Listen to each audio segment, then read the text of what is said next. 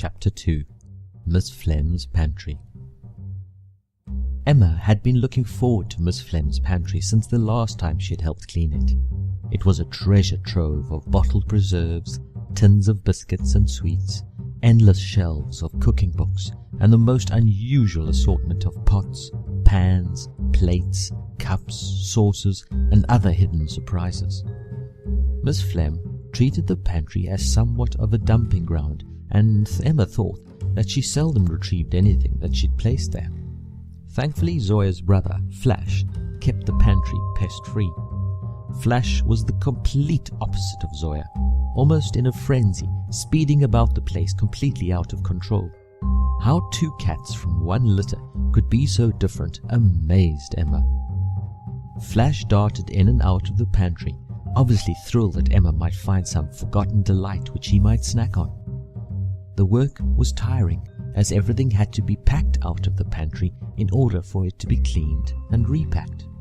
At the back of the pantry was a large stained glass window, which let in a rainbow of colors, making the contents of pickling jars look like specimens from another planet.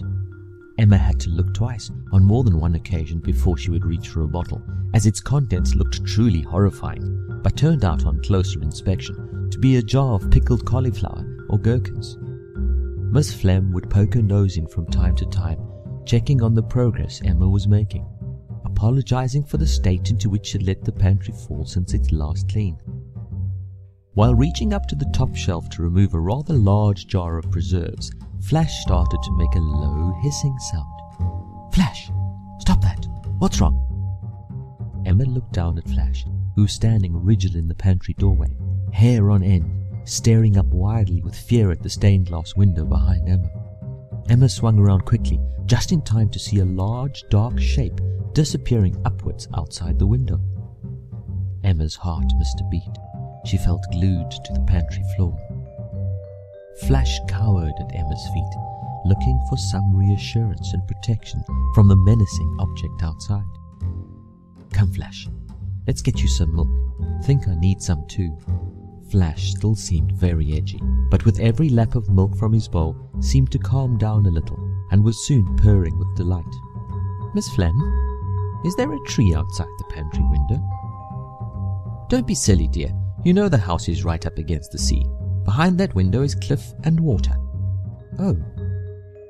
Emma did not know what to think.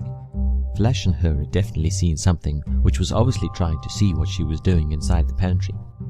Deciding there was nothing she could do, Emma returned to the pantry to continue her cleaning. She chuckled as Flash was nowhere to be seen, obviously deciding that he'd had quite enough of the pantry for one day. Packing the last of the pickles and preserves back into the now squeaky clean pantry, Emma realized that it was nearing lunchtime, and she had completely forgotten about her promise to Nicholas. Feeling a little guilty, as she had taken her time after the scare she and Flash had had, she quickly finished up and said goodbye to Miss Flem. Rushing out the door, she almost fell over Nicholas, who was sitting on Miss Flem's front steps. Laughing, she wondered if today was her day for near-death experiences, and how right she would be.